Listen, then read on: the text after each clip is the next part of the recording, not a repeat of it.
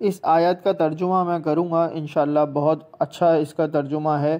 جو لوگ غافل ہیں تو یہ اس کا ترجمہ دھیان سے سنیے اور سمجھیے۔ ہمیں اللہ تعالیٰ کے بارے میں، آخرت کے بارے میں لوگوں کو بتانا اور ڈرانا چاہیے کہ جس طرح ریلیکس ہو کے بیٹھے رہتے ہیں، کوئی مطلب دین کی کوئی فکر نہیں ہے، کوئی ذکر نہیں ہے، کوئی بات نہیں ہے، تو یہ سب چیزیں کاؤنٹ ہوں گی، آخرت میں پتہ چلے گا۔ تو اس بارے میں میں اس آیت کا ترجمہ کرتا ہوں، آپ بھی ملاحظہ کیجیے۔ سورہ نمبر 8 ہے اور آیت نمبر 122 ہے۔ بسم اللہ الرحمن الرحیم۔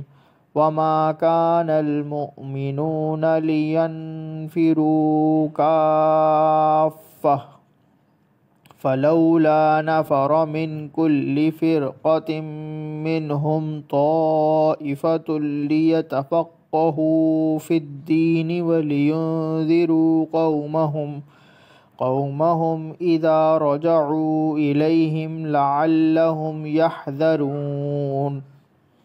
ترجمہ: اور یہ ممکن نہیں ہے کہ سارے کے سارے اہل ایمان ہی نکل جائیں، سو ان کے ہر گروہ میں سے کچھ لوگ کیوں نہیں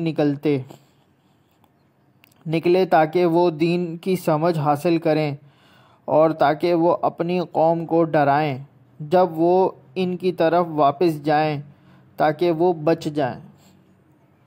اپنے پیاروں کا خیال رکھیے، چینل کو سبسکرائب کیجیے، شیئر کیجیے۔ جزاک اللہ خیرہ۔